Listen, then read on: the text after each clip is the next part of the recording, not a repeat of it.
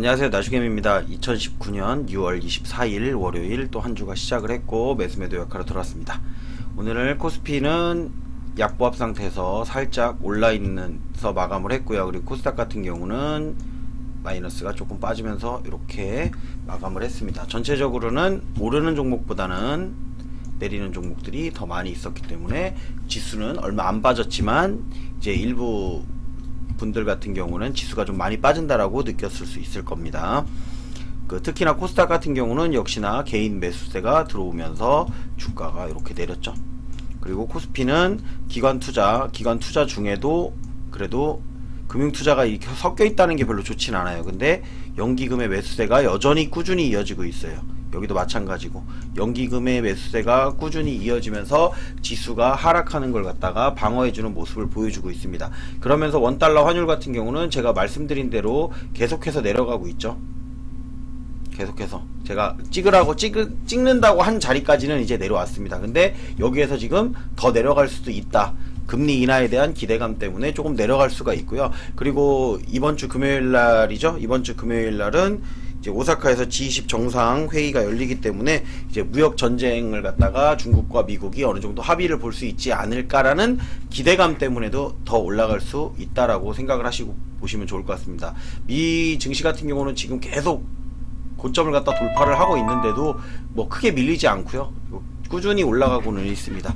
국내 지수 같은 경우는 비차익 순매수가 마이너스 507억으로다가 오늘은 제가 보시면은 하루종일 매수를 안 했습니다. 매수를 안 한 이유가 뭐냐면 하루종일 수급의 흐름도 별로 안 좋은데 비차익도 계속 마이너스가 나오고 있었기 때문에 그렇습니다. 하지만 이제 전체적인 그림으로 봤을 때는 뭐 그렇다고 해서 크게 밀리는 것도 아니었어요. 그러니까 대부분 뭐 보합권에서 왔다 갔다 한다든지 이제 올랐던 종목은 내려온다든지 뭐 그냥 그 정도의 수준으로다가 가지고 있었기 때문에 제가 특별히 오늘은 뭐 별다른 대응을 하지 않았습니다. 별다른 대응을 한다고 해서 뭐 뾰족한 방법이 있는 게 아니기 때문에 오늘 같은 장에는 그냥 오전에만 잠깐 거래하고 거의 안 건드렸던 것 같아요. 그리고선 장 끝날 때 돼서야 그냥 조금 살펴봤는데 마땅히 또 살만한 종목도 보이지를 않았었습니다. 뭐 대북주나 이렇게 움직이고 있어갖고 그런 것들은 이제 가지고 있는 걸 제외하고는 특별히 매수하진 않았습니다. 그리고 지난주에는 대차가 다시 감소하기 시작을 했죠. 자, 끌어올릴 때 이렇게 지금 대차를 모아가면서 끌어올렸는데 올라와서 살짝 누르면서 대차를 감소시켰습니다. 그러면 오늘도 지금 주가가 안 올라가고 살짝 눌리는 듯한 현상, 제가 지난주에 방송했을 때 눌리는 건지 하락하는 건지라고 말씀을 드렸었는데 눌릴 것 같다라고 말씀을 드렸었고 그때 차가 나와 있지 않은 상황에서 제가 오늘은 대차가 감소했을 겁니다 라고 여러분들에게 말씀을 드렸어요.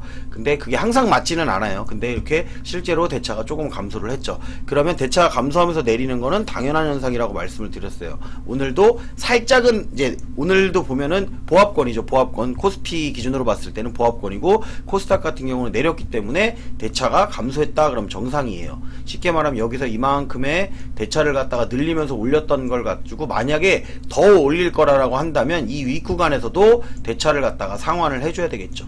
최소한 이만큼은 상환을 해줘야 되겠죠. 최소한 이만큼은 아니더라도 요거까지도 합쳐서 계산하면 되겠죠. 여기부터 꾸준히 이런 식으로다가 상환을 해왔기 때문에 올리면서 모았던 거를 갖다가 살짝 내려주면서 상환을 해준다라고 하면은 주가는 아직도 더 상승을 할 수 있다. 그렇게 보시면 될 것 같습니다. 근데 여기서 플러스가 내려가는데도 플러스가 나오기 시작한다 대차가. 그러면 주가는 다시 내려갈 수가 있겠구나 라고 생각하고 구간을 다시 잡고선 여러분들이 보시는 게 좋을 거라고 생각이 듭니다. 그리고 오늘은 자, 이제 차트를 한번 살펴볼게요. 차트를 살펴볼 때 오늘은 달러부터 봐야겠죠. 달러는 뭘로 보냐, 항상 말씀드리지만 그냥 ETF 상품으로 해가지고 코덱스 미국 달러 선물 레버리지로 다 해서 보시면 됩니다. 그러면 조금 더 보시기가 편할 거예요.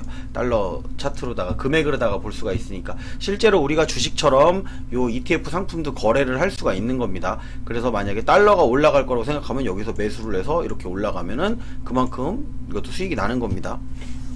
그러니까 ETF 상품 같은 경우는 여러분들이 뭐 간단하게 그냥 인터넷 상으로다가만 신청을 하셔도 거래는 할 수가 있어요. 근데 안 해놓으신 분들은 ETF 상품 거래는 안 돼요. 그게 뭐 엄청 대단한 뭔가를 해야 되는 건 아니고요. 그냥 ETF 상품 거래 신청을 갖다가 해놓으시기만 하면 돼요. 그러면 ETF 상품도 거래를 할 수 있습니다.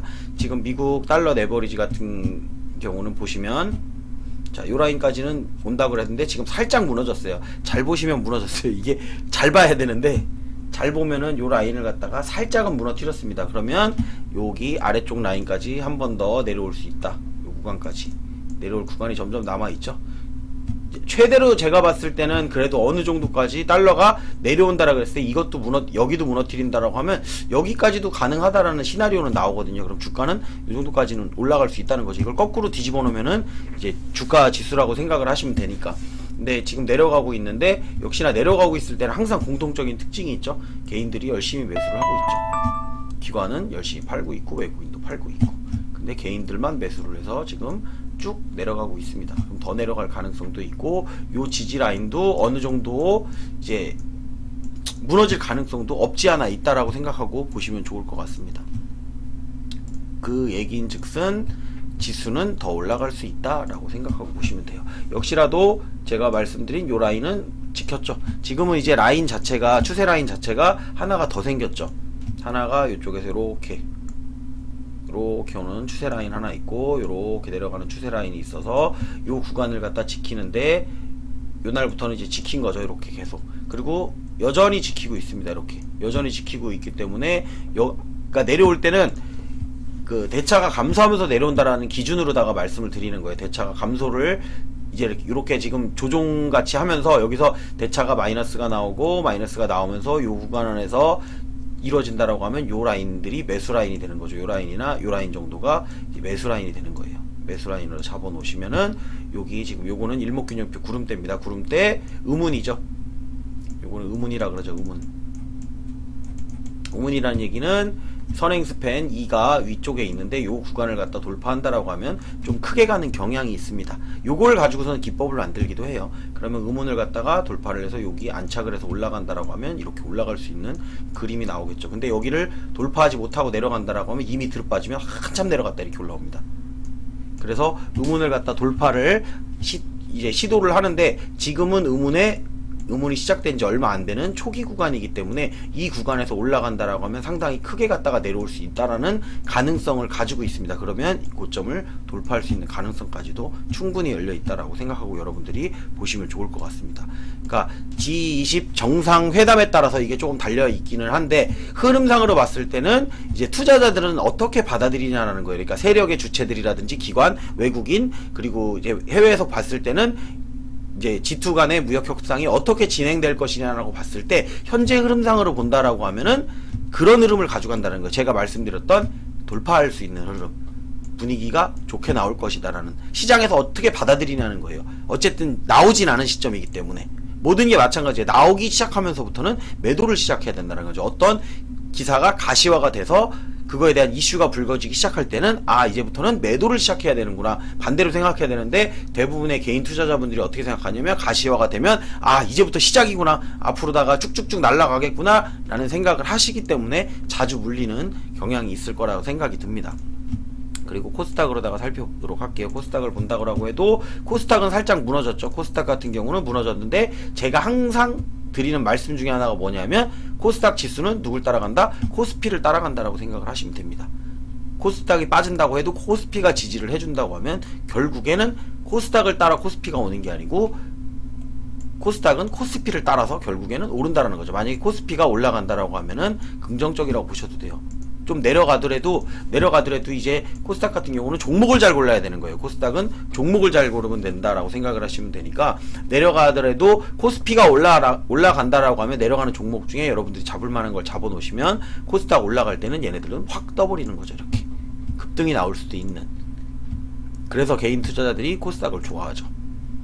코스닥 150도 마찬가지예요. 코스닥 150도 살짝은 무너져 내렸습니다. 추세 라인을 갖다가 살짝은 무너져 내렸는데 여기서 이렇게 반등을 해서 올라올 수 있는 가능성은 여전히 남아있다 라고 생각하고 보시면 조금 더 여러분들이 아무래도 희망을 갖는데 좋지 않을까 라는 생각에 이렇게 말씀을 드리는 겁니다. 물론 세계 증시가 어떻게 될진 저도 몰라요. 제가 알 수 있는 거는 현재의 흐름이랑 이제 대차의 흐름 이런 것들을 보면서 그리고 매일 흐름들을 보고선 이제 살펴보는 거기 때문에, 대신에 저는 내려간다고 해도 계획이 있고요. 올라간다라고 해도 계획이, 양쪽 다 계획을 가지고 있기 때문에 크게 뭐 내려가든 올라가든 그렇게 상관하진 않습니다. 근데 기왕이면 올라가는 게 당연히 저도 좋겠죠. 그래야 수익 실현하기가 좋으니까. 근데 막상 또 실현 안 해요. 올라가면 실현 안 해요. 그러니까 어설프게 오르는 것들은 아예 실현을 안 해버린다라고 생각하시면 좋을 것 같습니다. 그리고 오늘은 신규 매수한 종목도 없었고요. 그리고 전량 매도한 종목도 없었습니다. 그리고 추가 매수한 종목도 없었고, 단지 이제 분할 매도로다가만 대응을 했죠. 수급의 흐름이 바뀌었으면 중간에 이제 매수를 갖다가 조금 잡아볼까도 생각을 했었거든요. 근데 수급의 흐름이 꾸준히 안 바뀌는 거예요. 꾸준히 안 바뀌면서 오늘은 하루종일 외국인들이 매도세가 꾸준히 이어졌다. 그 힘의 흐름이 크게 바뀌진 않았다. 하지만 우량주들에는 수급이 꾸준히 들어오고 있다는 것을 확인을 할 수가 있었습니다. 그렇기 때문에 코스피가 무너지지는 않는구나 정도만 알고선 대응을 했던 겁니다. 그리고 제가 항상 말씀드리죠. 아무리 좋은 이슈가 떠도 이 정도 떴으면 시가가 이 정도 떴으면 팔아줘야죠. 시가가 이 정도 떴으면 팔아줘야죠. 자, 제가 항상 이제 시가가 많이 뜨는 종목들은 이유를 불문하고 팔아요. 저는 일단은 전량은 아니더라도 전량 팔 때도 있지만, 전량은 뭐 상한가를 치고 그 다음날 확 떴을 때는 이제 전량 매도하기도 하는데, 그런 날이 아니고서는 그냥 갑자기 뜬금없이 뜬다, 그래도 팔아야 돼요. 이슈가 있다, 그래도 팔아야 돼요. 항상 시가에 매도를 갖다가 해놓고, 899원에 시가가 시작을 했죠. 매도를 해놓고 올라가는 걸 확인을 했어요. 여기를 돌파하면 더 간다. 근데 돌파를 못하고 내려오는 모습을 보고선 919원에 더 많이 팔았죠. 왜? 919원이면 지금 오늘 고가가 925원이에요. 거의 고점이라고 보시면 돼요. 900원대이기 때문에 1%도 차이 안 나는 구간에서 고점에서 매도했다고 생각하시면 됩니다. 근데 종가는 완전 내려왔죠. 그러면 제 단가는 얼마일까요? 저는 분할 매도 했습니다. 단가는 얼마일까요? 저는 이렇게 내려왔음에도, 오늘 끝나서 801원에 마감을 했음에도 남은 물량은 773원이 제 평균 단가이기 때문에 여전히 수익 중으로 가져가고 있습니다. 여전히 수익 중으로 가져가고 있죠. 그래서 더 내려온다 그러면 이제 그때부터는 매도해놓은 돈 가지고, 그 돈 가지고 만약에 사게 되면 매수를 한다 그러고 해도 매수를 하게 되는 거고요. 그냥 올라가면 또 이제 구간 잡아서 매도만 하시면 된다라는 거죠. 손해볼 건 없죠. 이제 어떻게든 내려와도 손해는 아니에요. 만약에 이제 내려오면은 물량을 어디서 더 담을까만 생각을 하는 거죠. 어차피 투자의 개념으로 간다라고 봤을 때는 단타로 다 치고 빠지고 그러다 결국에 고점에 불리면 손절을 못해서 나온다라고 하면, 그때부터는 계속 내 단가는 고점에 있는 거예요. 아니면 더 많은 자금을 투입해서 평단을 낮추는 작업을 해야 되는데, 평단을 낮은 상태로 가져가면서 고점에선 실현, 내 단가 아래서는 매수를 계속 잡는다고 하면 예수금이 떨어지지 않는 한 평균 단가는 전체적으로 어떤 종목이든 점점점 낮아질 수밖에 없다라고 생각하고선 보시면 좋을 것 같습니다. 그리고 XIENC 같은 경우도 지난번에 매도하고 또 매도하고 매도만 하고 있죠. 이제 매도 구간이 왔으니까 매도를 시작을 하는 거예요.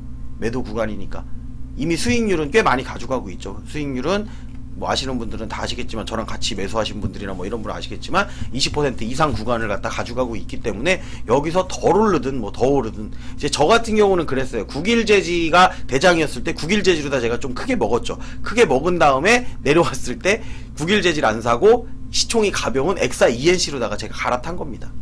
사실 근데 국일제지가 대장은 맞죠. 근데 너무 많이 올라서 조만간 내려오지 않을까라는 생각이 들어요. 근데 XINC도 마찬가지예요. 대장이 결국에 내려오면 얘도 내려올 겁니다.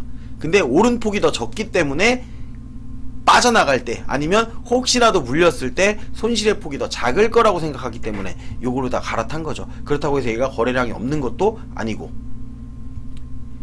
돌아가면서 지금 올라가죠. 국일제지하고 XINC 같은 경우는 그래핀 관련 종목으로 해가지고 뜹니다. 그리고 잘 생각하셔야 될 게, 여러분들이 뭐냐면 이미 많이 떴어요. 이제 여긴 낮은 구간이 아닙니다. XINC도 마찬가지고요. 국일제도 마찬가지예요. 여기서 이제 무너져 내린다고 하면은 정말 많이 내려가요. 반토막 나는 거는 금방이에요.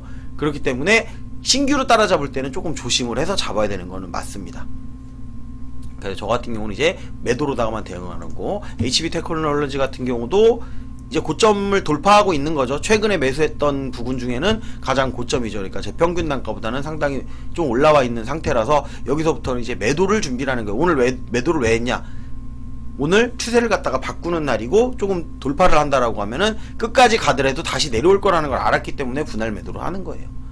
내려온다라고 해도 내 단가 아래로는 안 내려와요. 이제 그러면 그 단가 부근에서 뭐 추가 매수를 할 건지 아니면 잘 지지를 받는지 이제 그 정도만 확인하고선 그 다음 상황을 갖다가 또 대비를 해야 된다는 거죠. 만약에 내려간다라고 하면 한참 내려가서 다시 매수점을 잡아가지고 올라오는 거죠. 그러고선 올라올 때 이제 돈 관리를 잘해야 돼요. 위에서 매수 잡았던 거, 아래에서 매수 잡았던 거. 이 주식이라는 이 개념은 보면은 이 수량에 따라서 잡은 날짜에 따라서 선입선출이에요. 그러니까 먼저 잡은 놈이 먼저 나간단 말이에요. 그러니까 먼저 매수했던 금액을 갖다가 팔고 나면 늦게 매수한 금액이 다를 경우에는 평균 단가가 낮아져요. 그러면 올라올 때 내가 매수해놓은 단가를 갖다가 본전에서 조금만이라도 수익 나고선 매도를 하고선 다시 기존의 그 다음에 더 낮은 구간에서 매수한 걸 가지고 있으면 평균 단가가 낮아지는 효과를 나옵니다. 물론 수익은 조금밖에 못 챙겼어요. 하지만 같은 물량을 가지고 있는데도 나는 평균 단가가 낮아져요. 그러니까 그 단가의 체인지를 하는 거예요. 그러니까 본전에 매도를 해도 손해가 안 난다라는 거예요. 그러니까 내가 본전가에 왔어요. 내가 이렇게 샀다가 본전가에 왔으면 그때 샀던 물량은 거기서 정리를 하는데 아래 구간에서 산 물량이 또 있으면 그 물량만 가지고 가는 거예요. 그 다음에는 그 물량만 가지고 가다가 다시 또 평단을 바꾸는 거고 평단을 바꾸는 거고 수익 실현은 조금씩만 돼도 상관없다라는 거죠.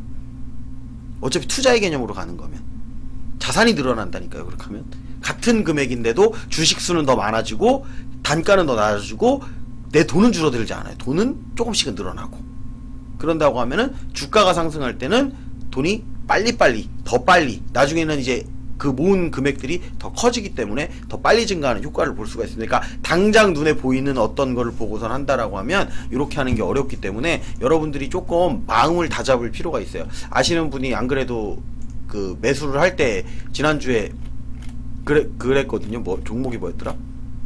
미래산업이었어요. 미래산업. 그러니까 항상 뭐 사실 때 보면 저한테 물어보고 사시는 분이 있어요. 지인 중에. 근데 미래산업을 뜬금없이 사신 거예요. 언제였냐면은 목요일날 6월 20일날 목요일날. 근데 그 전전날인가 한 3일 전에 뭘 팔았냐면은 일신석재를 매도했단 말이에요. 그래서 제가 그분한테 그랬어요. 왜 올라갈 종목은 팔고 내려갈 종목을 사느냐. 아 이게 뭐 호재가 있대요. 그러니까 여러분들도 가끔 그런 얘기 할 거예요. 뭐 호재가 있어요. 믿지 마세요. 이제 그런 거.